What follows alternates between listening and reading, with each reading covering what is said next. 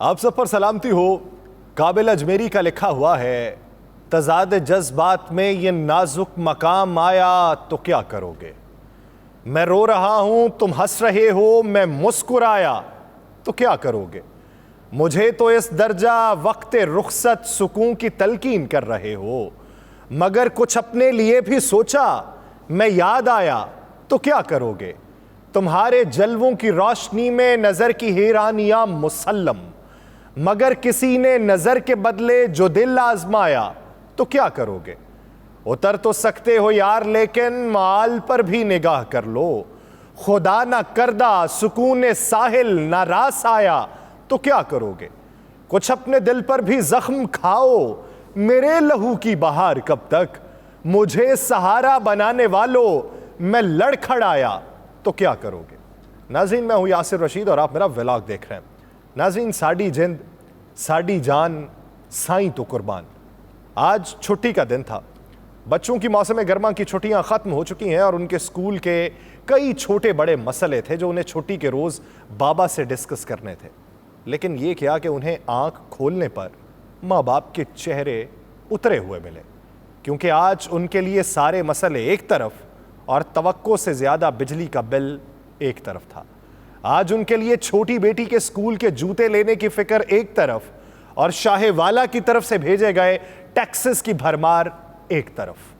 आज उनके लिए बेटे के गुर्दे वॉश करवाने की फिक्र एक तरफ, बिजली बिल के टैक्सेस में तमाम तर रानाइयां और तमाम तर परेशानियां एक तरफ। हम सुना करते थे कि 70 सालों बाद कूड़ा फेंके जाने वाली जगह की किस्मत भी बदल जाती है। हुजूर वाला पाकिस्तान बने को 76 साल बीत गए। लोगों की हालत बद से बदतर ही देखी गई। शाहेवाला आपका खाना पीना, इलाज और ऐशो इशरत कायम रहे। हमारी तो जिंदगी की छोटी छोटी ख्वाहिशें गले का फंदा बन चुकी हैं। शाहेवाला आपके सरकारी अफसरान और मातहत मुलाजमीन की मौजें लगी रहें। हम अपनी और अपने बच्चों की सारी खुशियां आप पर कुर्बान करते हैं। शाहेवाला आप अपने बेवजह के अखराजात और अय्याशियां बढ़ाते रहें, हम उन्हें टैक्सेस की सूरत में बढ़ाते रहेंगे। साईं आपका आस्ताना चलता रहे। हम तो आपके मुरीद थे, हैं और रहेंगे, जैसे चाहें इस्तेमाल में लाएं। लेकिन साईं आपके ज्यादातर मुरीद अब बगावत पर उतर आए, क्योंकि आपके आस्ताने से बरसों जुड़े रहने के बावजूद उन्हें ना तो कोई खैर मिली, ना ही कोई मुराद पूरी हुई। साईं आपके मुरीद दुहाइयां दे रहे हैं कि हमारे बिल में बिजली की कीमत जितने तो टैक्स हैं। साईं आपके मुरीद बिलों से इस हद तक तंग हैं कि पुलों से कूद रहे हैं कि बिजली 18,000 की खर्च हुई, 16,000 के टैक्स बिल में शामिल करके बिजली का बिल 34,000 कर दिया गया और अब कीमतों में हालिया 5 रुपए 40 पैसे फी यूनिट इजाफा कर दिया गया। हुजूर वाला किसी शख्स का ताल्लुक आमदन के एतबार से किसी भी तबके से हो, बिजली के बिल में छुपे अखराजात से हर कोई हैरान और परेशान दिखाई देता है। नौबत यहां तक आन पहुंची है कि आइस को यानी इस्लामाबाद में बिजली फराहम करने वाली कंपनी ने बाकायदा खत लिखकर पुलिस से दरखास्त की है कि उनके दफातर पर पुलिस की नफरी तायुनात की जाए। उस खत के मुताबिक सारिफीन मुख्तलिफ दफातर में बिल्स पर एहतजाज कर रहे हैं। ये किस शहर की बात है जहां पर मुतवस्सत तबका और उससे ऊपर वाले लोग रहते हैं।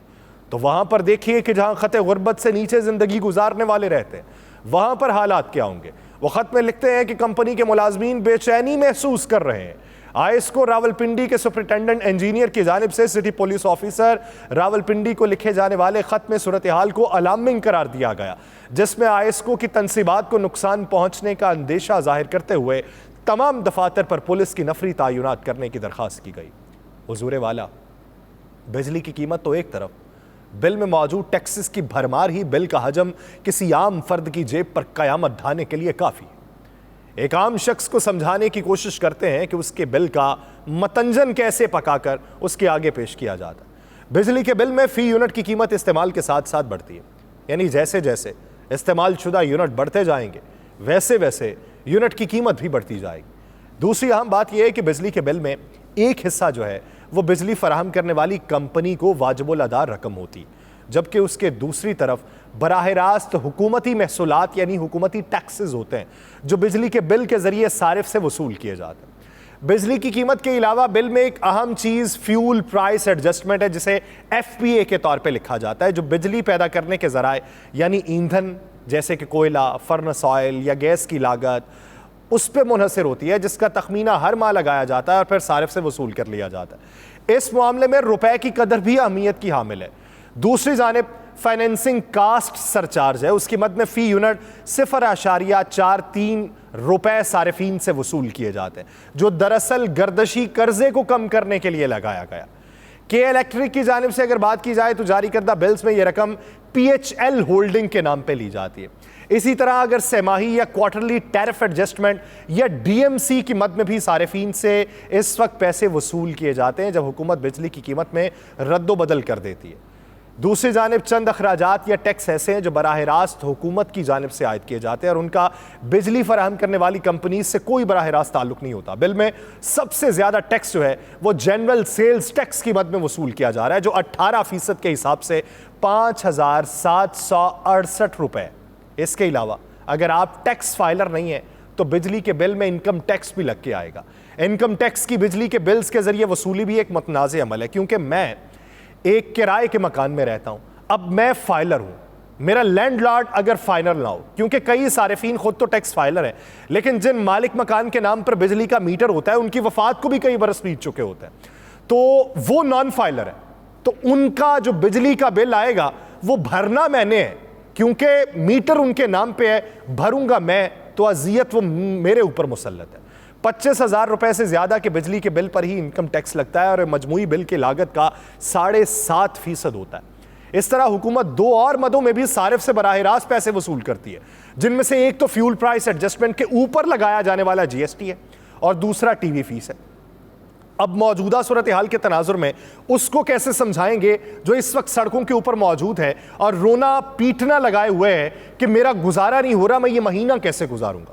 लेकिन यहां पे जिससे भी पूछ लें, जिस मर्जी सियासी जमात के नुमाइंदे से पूछें, वो कहेंगे हम आएंगे तो हमारे पास नुस्खा कीमिया मौजूद होगा, हम 6-8 साल के अंदर मुल्क को इस बहरान से निकाल लेंगे। आप वफाकी इस वक्त निगरान काबीना से पूछिए तो वो ये कहेंगे कि हम 3 महीने में निकाल लेंगे। वो जिसका 1 महीना नहीं गुजर रहा वो किधर जाएगा, किसके सामने एड़ियां रगड़ेगा। निगरान वफाकी वजीर तजारत और सनत गौहर एजाज ने all Pakistan textile mills association यानी एप्टमा के दफ्तर में प्रेस कॉन्फ्रेंस करते हुए कहा कि पाकिस्तान को रिफॉर्म्स की जरूरत है। हाँ जी है, बहुत अरसे से सुन रहे हैं, दहाइयों से सुन रहे हैं। एक नाजुक मोड़ है, वो मोड़ अभी तक हम सीधा नहीं कर पाए, उसकी नाजुकी खत्म नहीं कर पाए, तो वो नाजुक मोड़ अब भी है, वो नाजुक हालात अब भी हैं, रिफॉर्म्स की जरूरत अब भी है। वो कहते हैं कि मुल्क चलाने के लिए $80 अरब की जरूरत है। अब $80 अरब की बात की जा रही है। 90 रोज के टाइम फ्रेम में वो कहते हैं मुल्की बरामदात को $80 अरब तक पहुंचाने का स्ट्रेटेजिक प्रोग्राम हम मुकम्मल कर लेंगे। 1 साल 6 माह के अंदर वो ना कर सके, पिछले 3.5 साल में वो ना कर सके, उससे पहले पीएमएलएन ना कर सकी, उससे पहले पाकिस्तान पीपल्स पार्टी ना कर सकी। अब आप शायद 3 महीनों में कर लें, आपके पास वो मुर्गा यार की जंबील होगी और बड़े घर की इस वक्त आपको हिमायत हासिल होगी, तो हो सकता है कि आप कर लें। आप कर लें, 100 बिस्मिल्लाह कीजिए। वो कहते हैं कि इलेक्शन कराना इलेक्शन कमीशन का काम है, मेरा मैंडेट सियासी नहीं है। आज पाकिस्तान तकलीफ में है, इस तकलीफ को दूर करना मेरा मैंडेट है। उनका कहना है कि ऐसी सनतें जो जीएसटी में रजिस्टर्ड नहीं है उन्हें ट्रैक एंड ट्रेस सिस्टम के जरिए रजिस्टर्ड किया जाएगा। मुल्क चलाने के लिए $80 अरब की जरूरत है और जब तक बरामदात $80 अरब नहीं होंगी मुल्क नहीं चलेगा। $80 अरब की बरामदात करना कोई बड़ी बात नहीं है।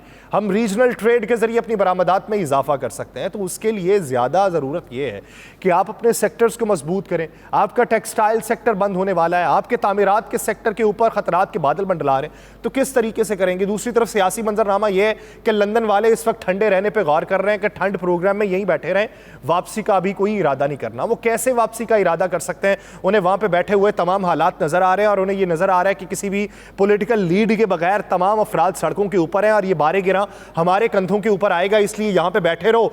जब तक निगरान हुकूमत के ऊपर नहीं वार हो जाता, जब तक निगरान हुकूमत के ऊपर नहीं ज्यादा जोर पड़ जाता, जब तक बराह रास्त बातें निगरान हुकूमत पे नहीं होती, तब तक यहां पे बैठना जरूरी है। दूसरी तरफ हुमायूं दिलावर साहब के मामले में एक नया मंजरनामा सामने आया। वो ये आया कि हुमायूं दिलावर साहब जो हैं वो इस वक्त पाकिस्तान तहरीक इंसाफ के दुश्मन पीटीआई नहीं है, बल्कि मोहसिन पीटीआई हैं। उसकी बुनियादी वजह यह सामने आ रही है, बहुत से हल्की ये बातें कर रहे हैं कि ऐसा अदालती नज़ीर में कभी नहीं हुआ कि गवाहान आएँ और आप उन्हें हक़ के दिफा दिए बगैर सीधा ही ये कह दें कि ये गैर मुतल्लिका है और आप उसी दिन में ये फैसला कर दें। ये भी नहीं हुआ कि एक ही दिन के अंदर 3 समातें हों और 3 समातों के बाद ट्रायल का फैसला भी सुना दिया जाए। ये भी नहीं हुआ कि आधे घंटे के अंदर 30 सफ़हात पर मुश्तमिल फैसला तहरीर भी कर दिया जाए। कुछ लोग अब ये राय रख रहे हैं कि हुमायूं दिलावर साहब ने ये इनडायरेक्टली चेयरमैन पीटीआई को रिलीफ फराहम किया इस तरह का फैसला देके, क्योंकि इस तरह का फैसला किसी भी समात में मिनटों में उड़ सकता है और ये हुमायूं दिलावर साहब उन्हें रिलीफ दे गए। माजी करीब के अंदर हुमायूं दिलावर साहब को बहुत सारे लोग काबिल सताइश गर्दान रहे थे और पीटीआई वाले उन्हें दुश्मन पीटीआई समझ रहे थे।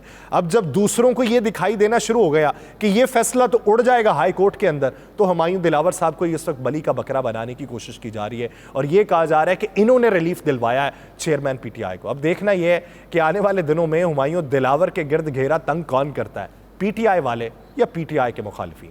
मुझे दीजिए इजाज़त, अल्लाह निगहबान।